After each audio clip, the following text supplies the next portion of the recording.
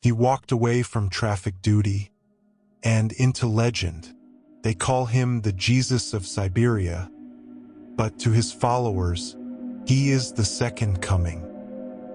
Thousands followed him into the wilderness, surrendering their homes, families, even their health. But what happens when prophecy becomes power, and power becomes control? This is the chilling story of the Church of the Last Testament. What began as a spiritual awakening soon evolved into a meticulously engineered belief system, one that would consume the lives of hundreds. Vissarion, once Sergey Torop, didn't just claim divine insight. He rewrote the framework of reality for his followers, and they welcomed it. His sermons blended elements of Orthodox Christianity with Eastern mysticism, New Age spiritualism, strict environmental ethics, and echoes of old Soviet collectivism. The result was a hybrid doctrine that felt both familiar and radical, both ancient and new. He authored what he called the Last Testament, a sweeping 18-volume gospel intended to replace the Bible. It offered a roadmap not just for spiritual living, but for total life transformation. And for those who read it, it wasn't just scripture. It was law. Vissarion taught that humanity had lost its way, that the world was approaching a moral collapse, an ecological and spiritual doomsday. He preached that only those who separated themselves from modern society, who embraced harmony with nature and total submission to spiritual truth, would survive what was coming. And so, they came.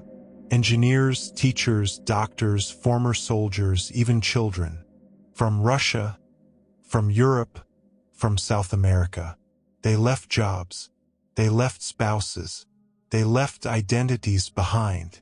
In the Siberian Taiga, they found Tiberkal, a self-contained society built from raw timber, bare hands, and absolute faith. It was an off-grid Eden, where money had no place, where all possessions were shared, where all decisions funneled up to one man. Vissarion banned alcohol, banned tobacco, banned meat, banned currency. Even swearing became an excommunicable offense. Men wore robes. Women covered their heads. Children were taught Vissarion's gospel from infancy. Birthdays were replaced with feast days honoring Vissarion himself. Discipline was communal. Worship was constant. Silence was sacred. Work was long, but said to be holy. And at the center of it all, a hilltop throne, carved in stone, where Vissarion would sit, dressed in white, with flowing hair and beard, watching over his flock. But the serenity was a facade. Former members began to describe the real life behind the wooden walls. Malnourishment disguised as fasting. Obedience disguised as faith. Survival disguised as salvation. Pregnant women were discouraged from eating cooked food, many surviving only on raw root vegetables and coconut oil. Medical care was viewed as worldly and unnecessary. Vaccinations were forbidden outright. Children were not allowed toys from the outside world. They were not taught mathematics or global history or science. They were taught only one thing: Vissarion is the Son of God. By the mid-2000s, the Church of the Last Testament had grown into a closed-loop society, cut off not just geographically but psychologically. Leaving wasn't forbidden, but it was considered a rejection of truth, a betrayal of divine will. And the punishment wasn't jail, it was excommunication, a spiritual death sentence in the eyes of those still inside. For those who remained, life became a cycle. Wake up, work, pray, repeat. Await the return of the new kingdom. Obey the prophet. Silence all doubt.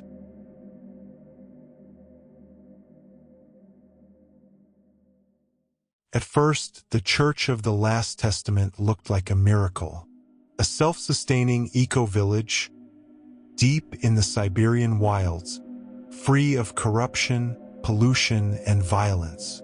To its followers, Vissarion wasn't just a prophet. He was a healer, a teacher, the fulfillment of an ancient promise. His word became law, his gaze a kind of divine approval. But as the years went on, and the seasons turned harsh, that promise began to fracture. Vissarion preached harmony, but demanded obedience. He condemned materialism, yet surrounded himself with symbols of authority. A special robe hand-sewn by disciples, a towering hilltop residence warmer and better stocked than any other cabin. Inside Taiga, a quiet kind of control took root. There were no fences, no locks, but there was no escape. Medical care was forbidden. Vaccines were called demonic. Even natural childbirth was discouraged, in favor of spiritual birthing, where women labored in silence, surrounded only by prayer. One former member described her experience as a slow, sacred starvation. Meals were ritualized, raw vegetables, small rations of buckwheat, sometimes just a spoonful of coconut oil for the day. Those who questioned doctrine weren't punished physically. They were shunned, forced to live in isolation cabins, cut off from their families and the community's resources. Children who showed signs of rebellion were corrected by group shaming sessions or silent treatment that could last for weeks. And Vissarion? He stopped working with his hands. He no longer walked the footpaths with the others. His sermons became increasingly abstract. Visions of global apocalypse, warnings of divine punishment. Some say he began to lose touch with reality. Others believe he never had it to begin with. By the late 2010s, a different kind of whisper began drifting down the mountain. Whispers of exhaustion, of spiritual manipulation, of children who grew up never learning how to live outside the compound, of adults who gave up their identities and couldn't get them back. And outside of Taiga, journalists started asking questions. So did psychologists, then prosecutors. By 2020, Russia's Federal Investigative Committee had opened a file. They were quietly gathering testimonies from former followers who had escaped the compound. One woman claimed her child nearly died after a fever went untreated. Another said she had been pressured to donate her pension and her home. Then came the final spark. A whistleblower, a former Inner Circle member, came forward. He gave investigators maps of the compound, descriptions of the rituals, names of key lieutenants. That was all it took. On the morning of September 22nd, 2020, a black helicopter appeared in the sky over Taiga. Below, masked agents from the Federal Security Service descended in coordinated squads. They moved fast, surrounding the perimeter, storming cabins and securing the upper hillside. Vissarion didn't resist. He stood in his white robe, hands folded, silent, calm, as agents placed him in restraints. With him, two top aides were arrested. Vadim Redkin, his longtime spokesman and former drummer from a Soviet rock band. Vladimir Vedernikov, the man known to followers as the teacher's gatekeeper. The charges were serious. Operating an illegal religious organization, systematic psychological abuse, harm to public health, at least 23 confirmed victims, 6 serious injuries, 1 death. Vissarion was flown out under heavy guard. No public statement, No press conference. Just a sudden silence over the Siberian forest. But inside the compound, confusion, tears, and fear. Because without the teacher's voice, what remained of the church? The arrest of Vissarion was not the end. It was the unraveling of something carefully sown over 3 decades. And it started slowly, not with fire or fury, but with silence. For the first time in years, Taiga had no sermons, no morning chants, no new revelations from the Christ of Siberia. What followed was confusion, then fracture. Some followers clung to hope, convinced Vissarion's arrest was a test of faith, or a prophecy in motion. Others felt the fog lift, as if the trance had broken. One woman, who left the compound a few weeks after the raids, described it like this: "I woke up, I looked at my hands, and I asked myself, who am I without him?" The Russian media ran with the story. Images of the compound, the hilltop shrine, Vissarion's white robes, his flowing beard, his quiet arrest, they all went viral. For the first time, much of the country and the world saw what had been hiding in the forest for years. But outside attention didn't solve what came next. The community, still home to hundreds of devoted followers, began to splinter. There was no plan, no leader. The rituals stopped. Children wandered without instruction. Farms went untended. Cabins fell into disrepair. Some elders tried to keep order.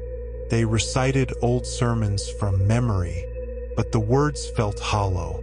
Others simply left, walking down the mountain with only a backpack and a name they had forgotten how to use. Meanwhile, in pretrial detention, Vissarion maintained a cold serenity. Through his lawyer, he denied all charges. He claimed his arrest was political, a crackdown on alternative spiritual communities. He insisted he never harmed anyone, and that all who followed him did so willingly. But dozens of testimonies said otherwise. Former members described long-term trauma, psychological scars, broken families, health conditions untreated for years. One man said, "We thought we were building heaven on earth, but it was a beautiful prison." As legal proceedings dragged on, Russia's religious watchdog groups began reevaluating similar communities. New laws were drafted, surveillance increased, and in the middle of it all, Taiga still stands. Today, the Church of the Last Testament is not officially dissolved.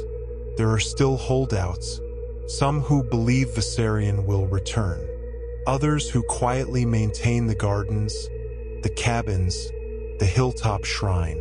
To them, the forest is still sacred, but for most, it's a memory of faith and fear, of simplicity and control, of a man who once claimed to be Christ, and a community that wanted so badly to believe, they gave up the world for him.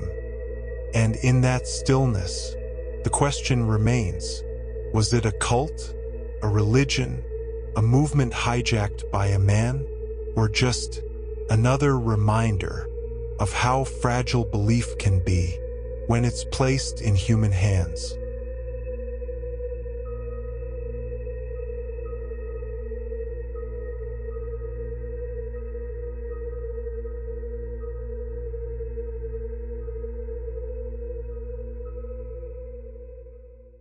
In the end, the Church of the Last Testament wasn't just a story about faith.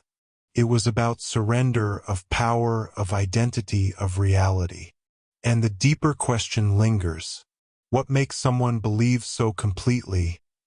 They forget to question. Because sometimes, the most dangerous beliefs don't come with chains. They come with promises.